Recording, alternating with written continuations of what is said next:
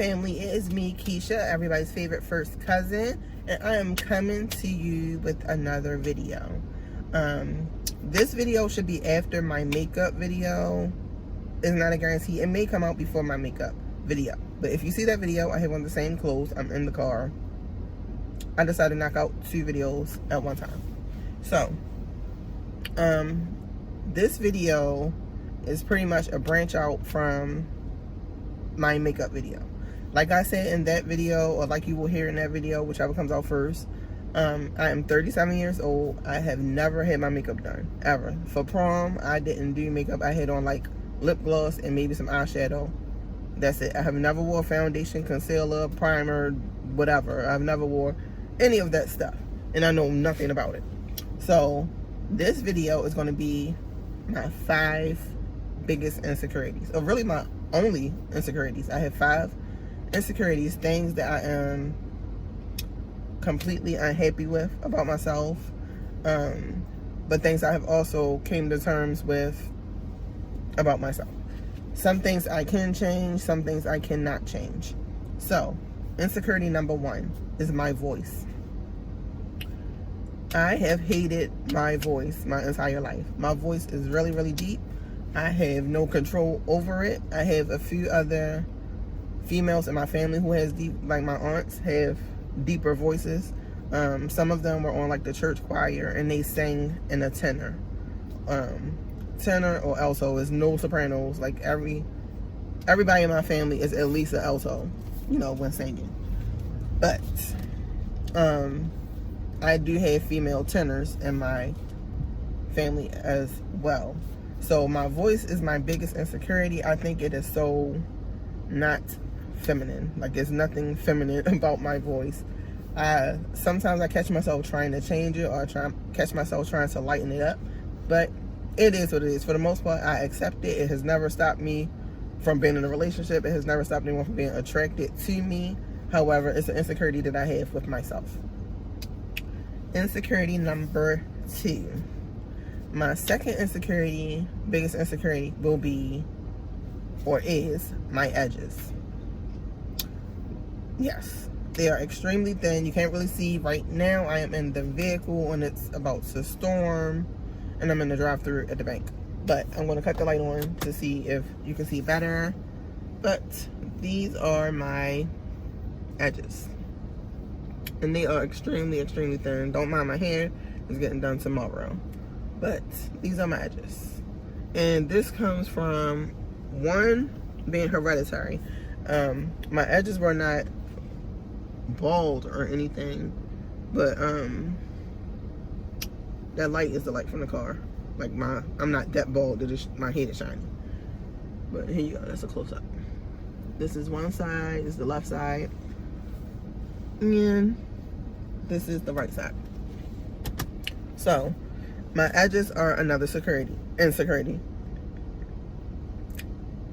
Thin edges run in my family, like not completely bald, but very thin edges, whereas though if you put any tension on them whatsoever, they typically break. It doesn't affect everybody. It's like my mom has it. I think 2 of my aunts have it. Like the edges is just extremely thin. They are there, but they're thin. So this much damage happened when I was in that teenage to young adult stage where I didn't really have money to get my hair done, but I could watch like a YouTube tutorial and do my hair. This is back when the invisible part was out and things like that, and all those things were involving glue. So when I would take my hair out, being impatient, I would just like rip the track. I would use the Morning Glory on my hair, and I would use the stocking cap, but it only goes so far. So this part right here, like this track, I would have to actually lay on skin. So I would lay a track here and a track here and a track here. So when I go to take it off, being that my edges was already thin, the hair will come with it.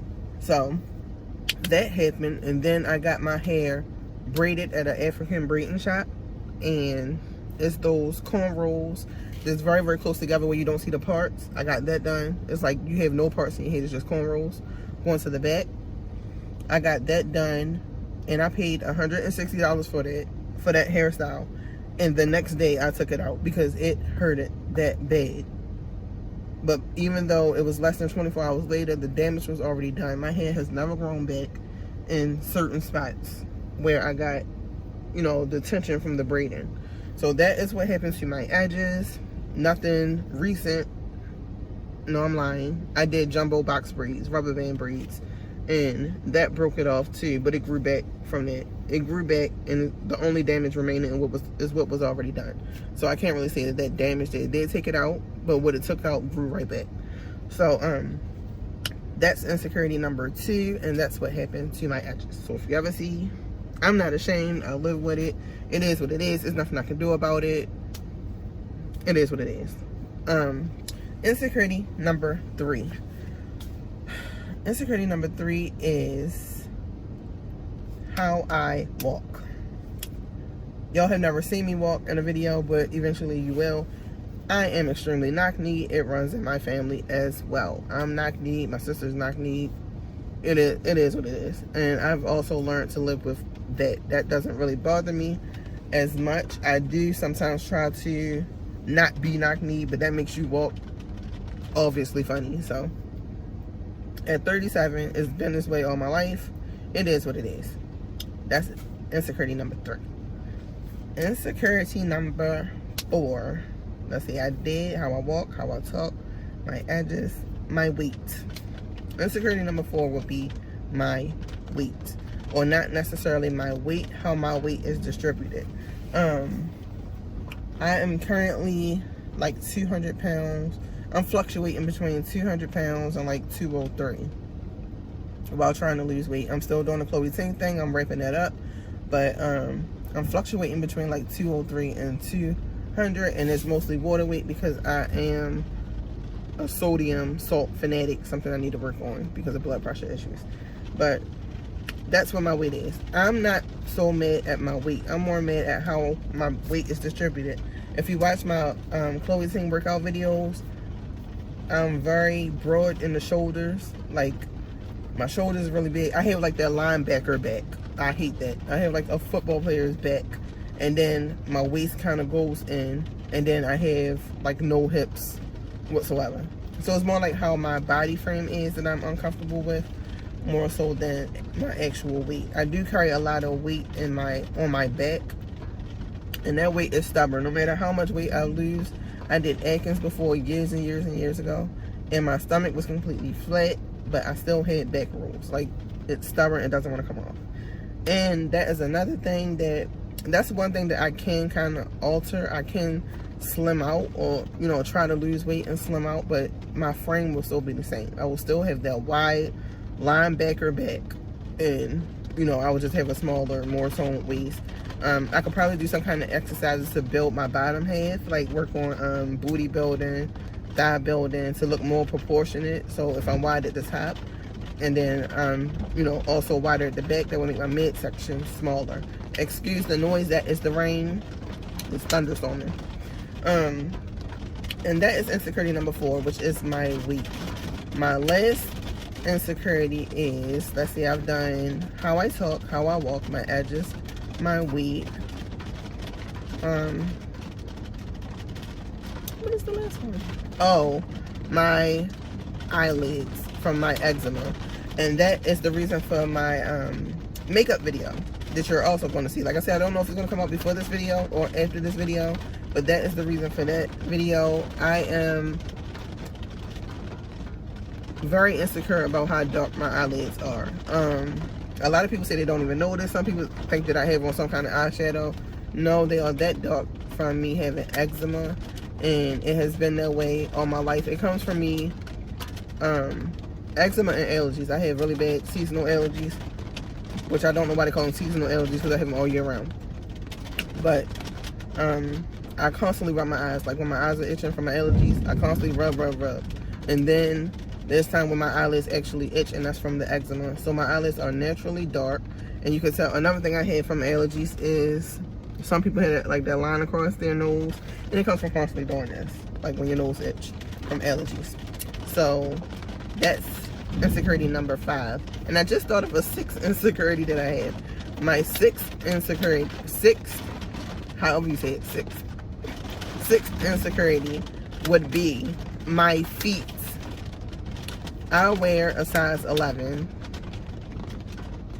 and I hate it. It is so hard to find the cute little sneakers, like Nike sneakers that they make. They usually stop at a 10 or 9.5, and I wear 11. So I usually have to get my shoes from the men's side, and it's not girly. It's not girly. You don't get the cute little pink Nikes or the cute little pink Air Max, Nike Air Max.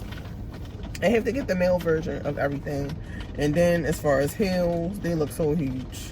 Like my feet are like surfboards. Now I don't know where that comes from because, well, the average shoe size in my family is like a 9 or a 10. So I guess I just went a little further. It's like I got all the bad traits from the family. Everything came down to me. So I'm gonna wrap this video up because it is horrible out here. It's thunderstorming terribly out here, and I need to focus because I'm about to get out the line of the bank.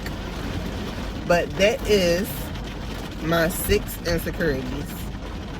6 insecurities. So for now, guys, I love you and see you later. Stay safe.